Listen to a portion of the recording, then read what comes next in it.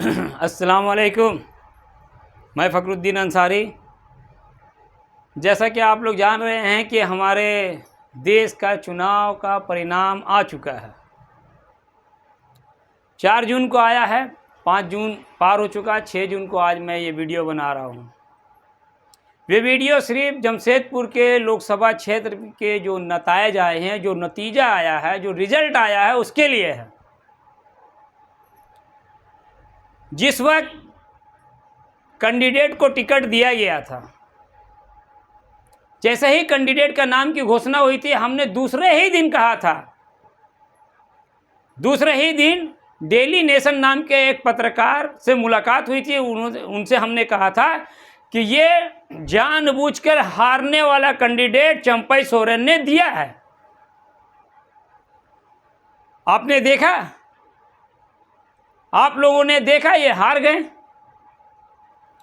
जिस लोकसभा में 4 जेएमएम के अपने विधायक हो, 5वां विधायक उसका सहयोगी दल कांग्रेस का हो, वहां पर इसका प्रत्याशी हार जाता है। इसका कारण क्या है? इसकी वजह क्या है?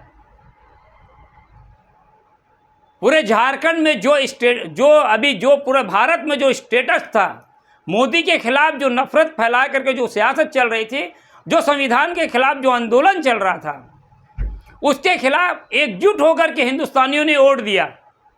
इनको भी मालूम था चंपई सोरेन को। आखिर क्या वजह है कि यूपी उत्तर प्रदेश में योगी आदित्यनाथ के रहते हुए, मतलब चीफ मिनिस्टर बीजेपी का रहते हुए, आधा सीट बीजेपी हार जाता है। और झारखंड जैसा प्रदेश में यहां पर हुकूमत है जेएमएम की और कांग्रेस की। यहां पर आप लाते हैं, जेएमएम 3 सीट लाता है, कांग्रेस 5 सीट लाता है, 2 सीट, मतलब टोटल 5 सीट लाते हैं। 9 सीट बीजेपी जीत लेती है। पिछले बार 12 सीट बीजेपी जीती हुई थी, अभी 9 सीट है, 3 सीट का उसको घाटा हुआ है। होना यह चाहिए था कि यहां भी यूपी के तर्ज पे उत्तर प्रदेश के तौर तरीके से वोटिंग हुआ था। यहां पर भी यही होना चाहिए था कि यहां पर बीजेपी को 5 से 6 सीट मिलना चाहिए था, बाकी 8-9 सीट मिलना चाहिए था गठबंधन को। नहीं मिला। उसका सिर्फ और सिर्फ एक कारण है कि झारखंड में जो जेएमएम के लोग थे, जेएमएम का जो मुखिया इन दिनों जेल में है, उनके जगह पे जो लोग हैं, चंपई सोरेन है और कई लोग हैं, वो लोग ही बीजेपी से साठ-गांठ करके ऐसे कैंडिडेट दिए हैं। मतलब बीजेपी को जिताने का षड्यंत्र रचे हैं ये लोग। ये बात कोई जेएमएम वाला नहीं बोलेगा, कांग्रेस वाला नहीं बोलेगा। हम पहले ही बोले थे कि हल्का कैंडिडेट आप लोग जानबूझ के दे रहा है। ऐसा ही नहीं कि सिर्फ जमशेदपुर लोकसभा क्षेत्र से ऐसा कमजोर प्रत्याशी दिए हैं। जो रांची लोकसभा था, वहां भी आप कमजोर प्रत्याशी दिए थे। इसके अलावा भी और कई जगह ऐसा है जहां पर आप लोग प्रत्याशी कमजोर जानबूझ के दिए थे बीजेपी को जिताने के लिए। हो सकता है अमित शाह का धमकी आया होगा चंपई सोरेन को कि तुमको भी जेल में डाल देंगे, ईडी बैठा देंगे, ऐसा कर देंगे, वैसा कर देंगे। आपने वहीं से डर करके प्रत्याशी ही कमजोर कर दिया। ये डर तो अखिलेश यादव को भी होगा। अखिलेश यादव पे भी तो धमकी था, तेजस्वी के लिए भी तो धमकी था, लेकिन आप लोगों ने नहीं किया।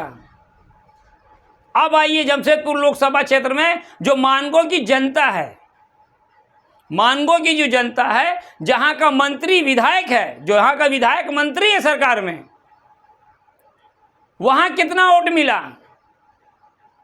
यहां तो ऐसा लग रहा था कि जेएमएम का कोई कैडर है ही नहीं।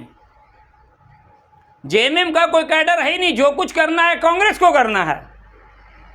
और कांग्रेस के कई चमचों ने, कांग्रेस के सारे चमचों ने मिलकर के ऐसा दिखाया कि हम बहुत मेहनत कर रहे हैं, बहुत कुछ कर रहे हैं, आपको वोट दिला देंगे।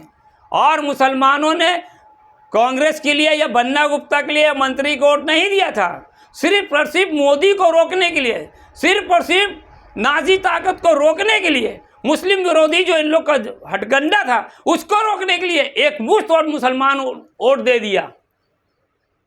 आप इसकी जगह पे किसी कैंडिडेट को भी देते तो मुसलमान इसी तादाद में वोट देता है। उसकी यहाँ मजबूरी थी। जो मजबूरी उत्तर प्रदेश में थी। लेकिन उत्तर प्रदेश में मुसलमानों की एकजुटता के कारण वहाँ 40 सीट की लगभग सीट आ जाता है, आधा सीट आ जाता है। और यहाँ ये बात आप भी तो जान रहे थे चंपा सोरेन जी, आप जान रहे थे ना कि मुसलमानों का जो यहाँ 17% वोट है वो आपको पूरे तौर पे मिल जाएगा। तो आप उस हिसाब से कैंडिडेट क्यों नहीं दिए? जब लोग कह रहे थे कि आस्तिक महतो को दे दीजिए टिकट, क्यों नहीं दिए? आप लोग का तो कुछ नहीं जाएगा। टारगेट में हम मुसलमान आ जाते हैं, काहे कि भर झोला भर बोरा और तो हम दिए आपको। अब तो बीजेपी का सांसद, जो भी सांसद का स्कीम आएगा वो मुस्लिम क्षेत्र में नहीं आएगा। यही होता रहा है। जो भी काम है नहीं होगा, हर थोड़े दिन बाद हुल्लड़ होगा शहर में। इसकी जिम्मेदारी सिर्फ और सिर्फ जेएमएम वालों पर है। और वो लोग जो कांग्रेस के बड़े बड़े नेता घूम रहे थे साथ में, उनकी जवाबदेही बनती है। क्यों आप लोगों ने ऐसा किया? वोट दिलाने की जिम्मेदारी अगर आप लोगों की है तो कैंडिडेट चुनने की भी जिम्मेदारी लीजिए, नहीं तो कम से कम विरोध कीजिए कि आप हल्का कैंडिडेट देंगे तो हम लोग काम नहीं करेंगे। मेरे भाई, पूरे हिंदुस्तान का रिजल्ट में दो दुख वाली खबर है। एक तो बदरुद्दीन अजमल साहब हार गए, जो कभी नहीं हारना चाहिए। मुसलमान का एक बड़ा चेहरा थे आसाम से। लेकिन एक खुशी उसमें यह है कि वहां से जो रकीबुल हसन जीत के आए हैं वो भी एक मुसलमान है, लेकिन वो कांग्रेसी मुसलमान है। कांग्रेसी मुसलमान मुकम्मल मुसलमान नहीं होता सियासत में। जो बदरुद्दीन अजमल साहब को हरा के जीते हैं रकीबुल हसन, वो मुसलमान हैं, 10 लाख वोट से जीते हैं।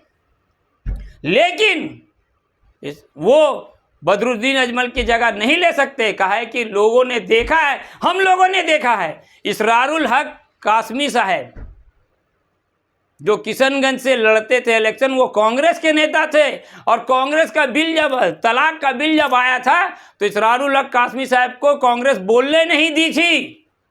तो क्या उम्मीद रखिए कि किसी मुस्लिम मसाइल पे रकीबुल हसन को राहुल गांधी बोलने देगा?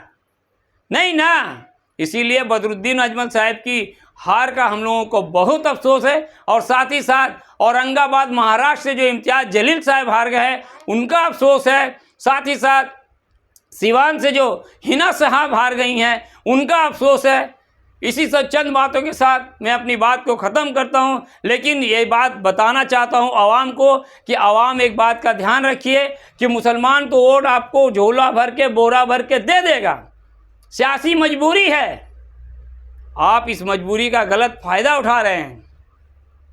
अगर यही मुसलमान वोट, जो मुसलमान इनको समीर महांती को वोट दिया है, अगर यही मुसलमान शेख अखीरुद्दीन साहब को वोट दे देता, जो घाटशिला फुलपाल के रहने वाले हैं, अगर उनको वोट दे देता 50,000, 40,000, 30,000 वोट भी देता, तो आज मुसलमान के पास विधानसभा लड़ने के लिए तो एक प्रत्याशी होता। उससे भी तो आप गए। जेएमएम वाले का गया क्या? जेएमएम वाले का कुछ गया है क्या? उनके तो अपने वो जो हेमंत सोरेन की बीवी है जीत गई, कल चीफ मिनिस्टर बनने के लिए भी आ जाएंगे। मुसलमान का नेता जब बनने का टाइम आता है तो ये लोग इसी तरह का करते हैं, दोगली पॉलिसी, दोहरी पॉलिसी लगा देते हैं।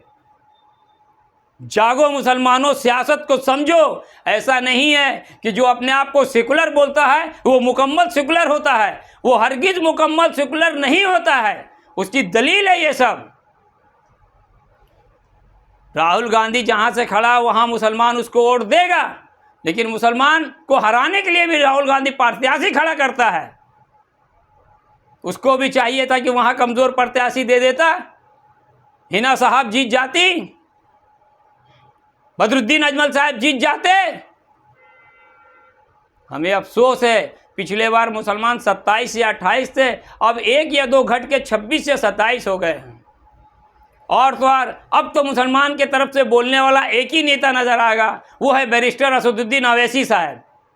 बाकी तो सब मुसलमान के वोट से लीडर बन के गए हैं, सांसद बन के गए हैं।